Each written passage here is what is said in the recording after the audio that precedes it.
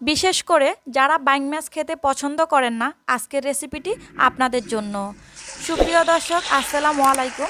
আশা করি যে যেখানে আছেন সবাই ভালো আছেন, সুস্থ আছেন এবং নিরাপদে আছেন। কম বেশি অনেকেই রান্না করতে পারি। ছোটোখাটো রেসিপিগুলো আপনাদের সামনে তুলে ধরার ট্রাই করি। শুরুতেই বলে দিচ্ছি, কথায় কাজে রেসিপিতে ভুল ত্রুটি হলে প্লিজ ক্ষমা সুন্দর দৃষ্টিতে দেখবেন। অনেকেই আছেন বাইং মাছ খেতে পছন্দ করেন না, বা অনেকে উপরের খোসা ছাড়াতে পারেন না বলেও বাইং মাছটা খেতে চান না। আজকের রেসিপিটা আপনাদের জন্য। অনেকেই কম বেশি রান্না করতে পারি, যারা জানেন না, নতুন যারা রাঁধুনি আছেন তাদের জন্য আজকের আমার এই স্পেশাল বাইং মাছের রেসিপিটা। বাইং মাছ কীভাবে উপরের খোসা ছাড়িয়ে ভালোভাবে ক্লিন করতে হয়, অলরেডি এরকম একটা ভিডিও আমার চ্যানেলে আপলোড করা আছে, চাইলে দেখে নিতে পারেন। খুব ভালোভাবে কেটে ধুয়ে লবণ, হলুদ, লেবুর রস দিয়ে আবারও কুসুম গরম পানি দিয়ে ধুয়ে পরিষ্কার করে নিয়েছি। এখানে বাইং মাছ নিয়ে আবারও আমি লবণ হলুদ দিয়ে মেখিয়ে রেখে দিয়েছি 2 মিনিটের মতো, ম্যারিনেট করে, যেন ভাজার সময় খুব সুন্দর একটা কালার আসে। কড়াইতে তেল গরম করে মাছগুলো দিয়ে দিয়েছি, দিয়ে উল্টে পাল্টে মাছগুলোকে ভেজে নেব। চেষ্টা করবেন মাছগুলো ধোয়ার সময় অবশ্যই লেবুর রস, লবণ হলুদ দিয়ে ধোয়ার জন্য, তাহলে খুব সুন্দর একটা কালার আসবে। একদমই কাঁচা গন্ধ আসবে না। লেবুর রস দেওয়ার কারণে, হলুদ দেওয়ার কারণে জীবাণু ধ্বংস হয়ে যাবে। একটু হালকা লালচে করে মাছগুলোকে এই পাশ ও পাশ করে ভেজে তুলে নেব। খুব বেশি লালচে করে কড়া করে ভাজবো না, তাহলে খেতে ভালো লাগবে না। যারা এমনিতে করকরা ভাজি খেতে পছন্দ করেন, আপনারা চাইলে আরও একটু কড়া করে ভাজি করতে পারেন।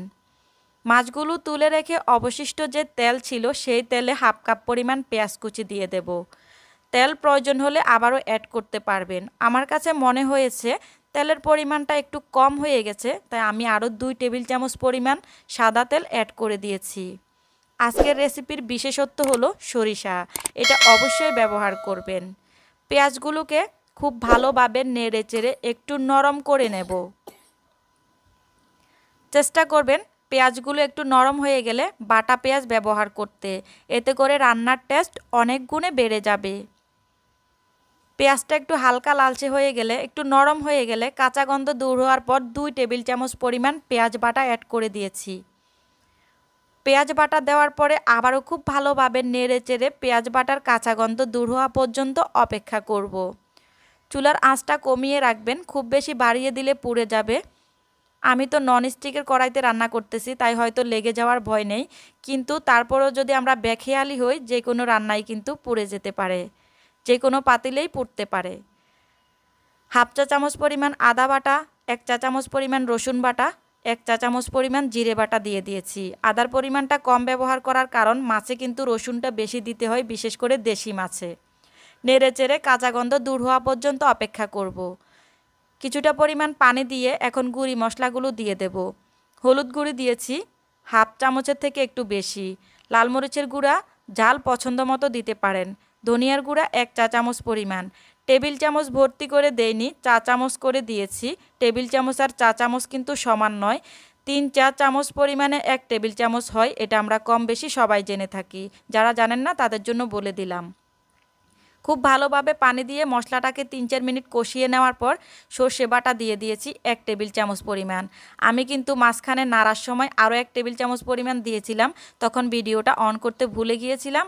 অনেক অনেক দুঃখিত আপনাদের সবার কাছে।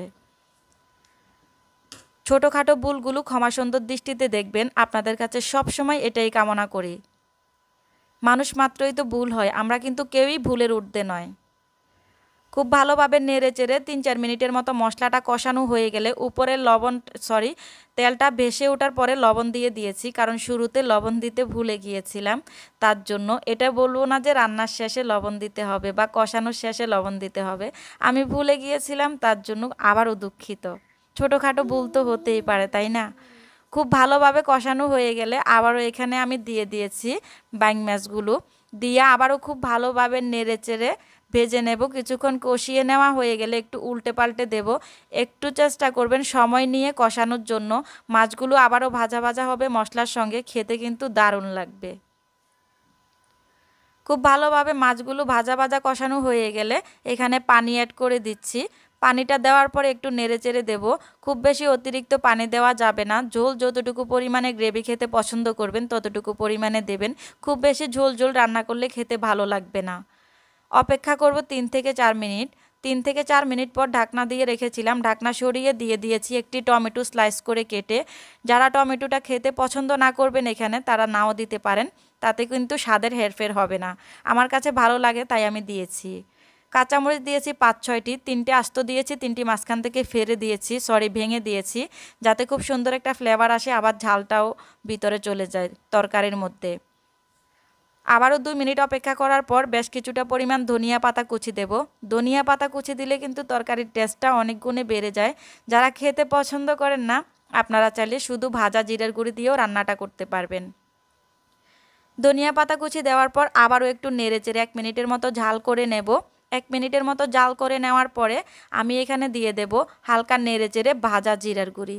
ভাজা জিরার গুঁড়ি 1/2 চা চামচ পরিমাণ উপরে ছিটিয়ে দেব, খুব সুন্দর একটা ঘ্রাণ আসবে। যারা ধনিয়া পাতা খেতে পছন্দ করে না আপনারা চাইলে ভাজা জিরার গুঁড়িটাও ব্যবহার করতে পারবেন। ধনিয়া পাতা প্লাস ভাজা জিরার গুঁড়ি দেওয়ার কারণে রান্নার টেস্ট অনেক গুণে বেড়ে যাবে। আজকের এই রেসিপিটা কিন্তু একবার ট্রাই করে দেখতে পারেন, অসম্ভব ভালো লেগেছিল।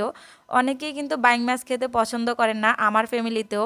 আমি কিন্তু এই রেসিপিটা তৈরি করে দেওয়ার পরে ওনারা খেয়েছেন, খাওয়ার পরে বলেছেন এটা যেন আমি নেক্সট টাইম আবার তৈরি করি। তৈরি হয়ে গেল, পরিবেশন করে দেখিয়ে দিচ্ছি। জিরার গুঁড়ি দেওয়ার পর 1 মিনিটের মতো জাল করেছিলাম, তারপর নেড়ে চেড়ে আমি পরিবেশন করে দেখিয়ে দিচ্ছি আপনাদেরকে। দেখতে কতটা আকর্ষণীয় হয়েছে, খেতে তো তার থেকে অনেক গুণ বেশি টেস্টি হয়েছে। রেসিপি কেমন লাগলো প্লিজ কমেন্ট বক্সে জানাতে ভুলবেন না। আমার ছোট খাটো বড় কথায় কাজে ভুল ত্রুটি হয়ে থাকলে প্লিজ ক্ষমা সুন্দর দৃষ্টিতে দেখবেন। রেসিপি ভালো লাগলে কমেন্ট করে জানিয়ে দিবেন। বেশি বেশি করে আমার চ্যানেলটিকে সাপোর্ট করবেন। আল্লাহ হাফেজ, আসসালামু আলাইকুম। যে যেখানে থাকবেন ভালো থাকবেন।